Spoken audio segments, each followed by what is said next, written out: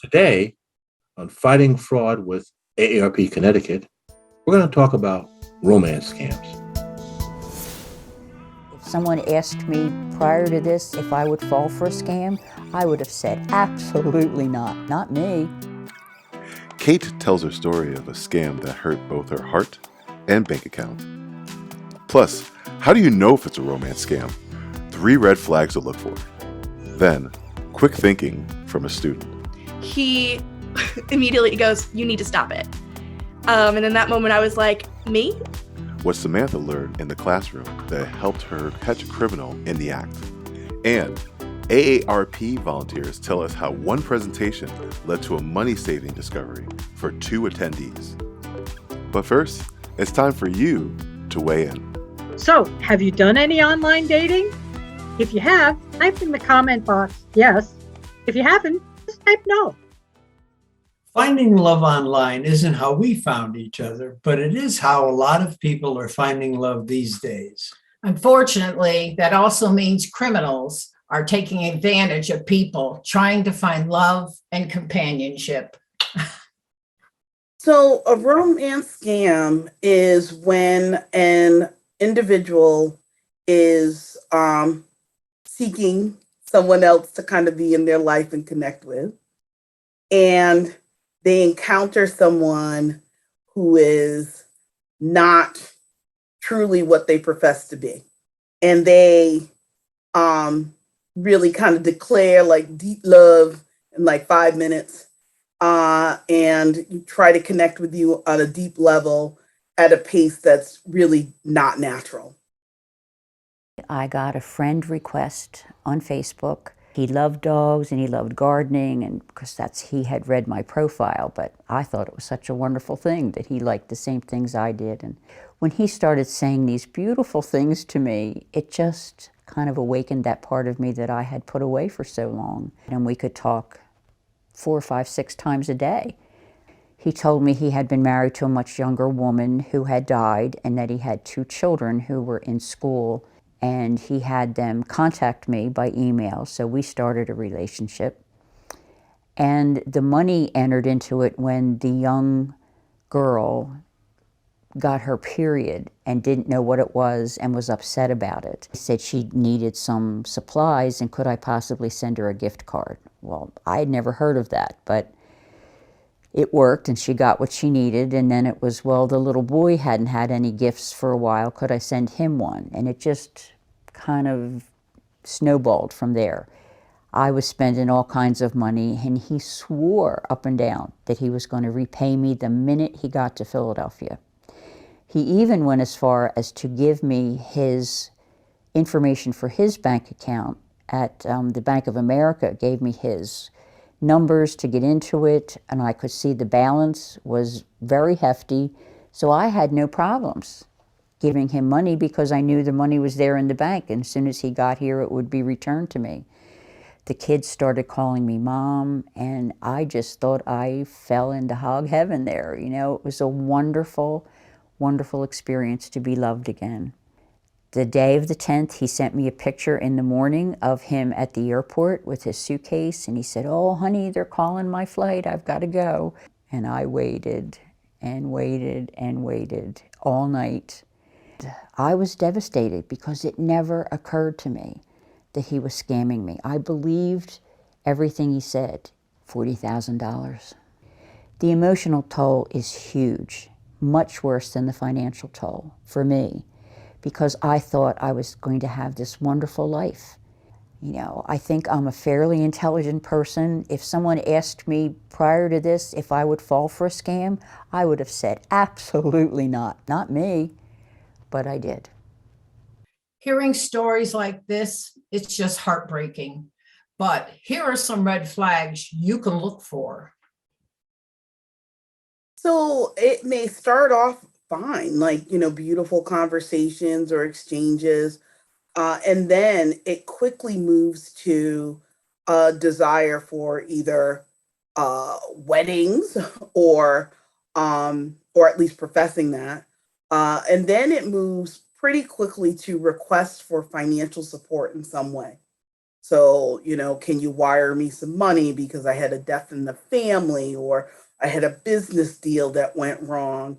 But, and sometimes they're asking for wired money. Sometimes they're asking for it in unusual formats like gift cards and things like that.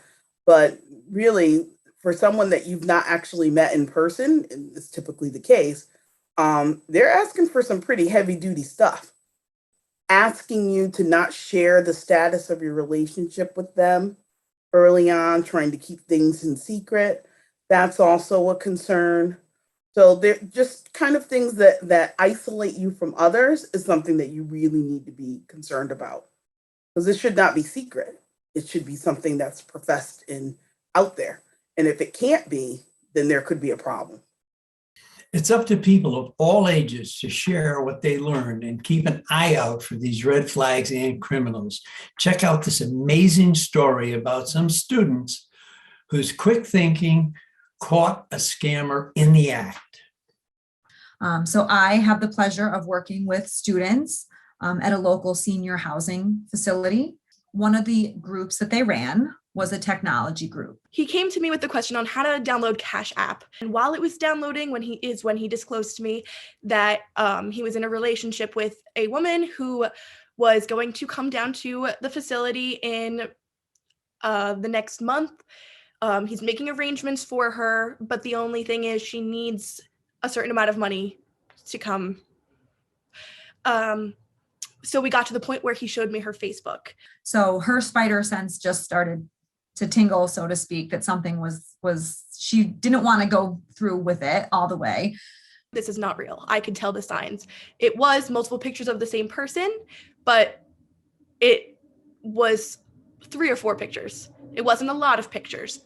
Had 10 friends, all older men. Kind of took a step back and I was like, hold on one second, I need to use the bathroom. I just excused myself from the situation and went and found my the supervisor for all the groups and the activities at the facility, the one that helped us run the groups every week. So I found him and I immediately explained the situation. He immediately goes, "You need to stop it." And in that moment, I was like, me? Even if your alarms are going off in your head and you're concerned, I think it's important to stay calm and neutral in the face of the potential victim. I kind of gave him like a little prompt. How do we know that this woman is who she says she is?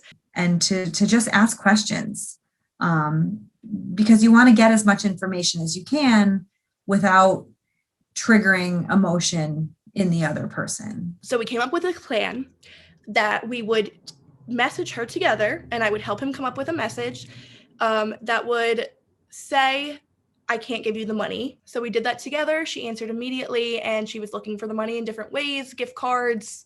From what I was told by administration, it went very well, that the students did everything right, and were incredible with the resident as he was, going through something really tough.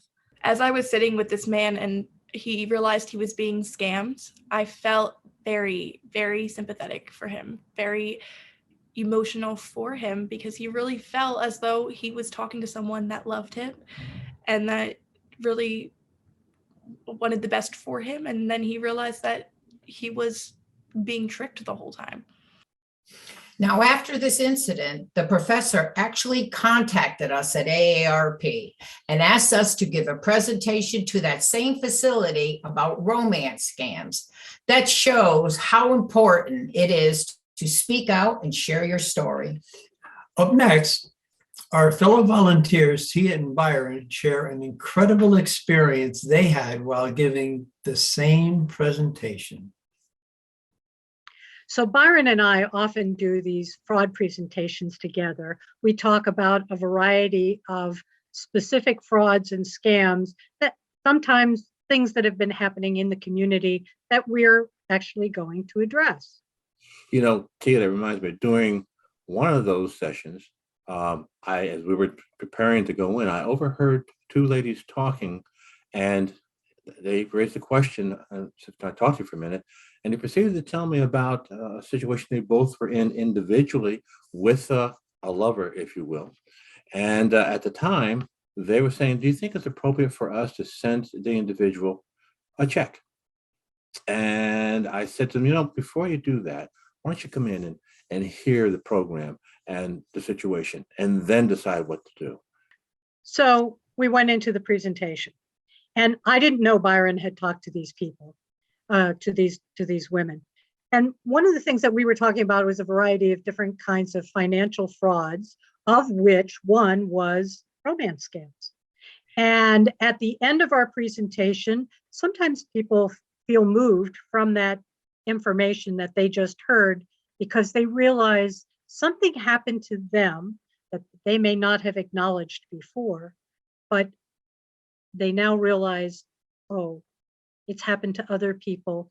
And so at the end of this session, this very elegantly coiffed woman stood up and said, I just have to tell you, I was a victim of a romance scam.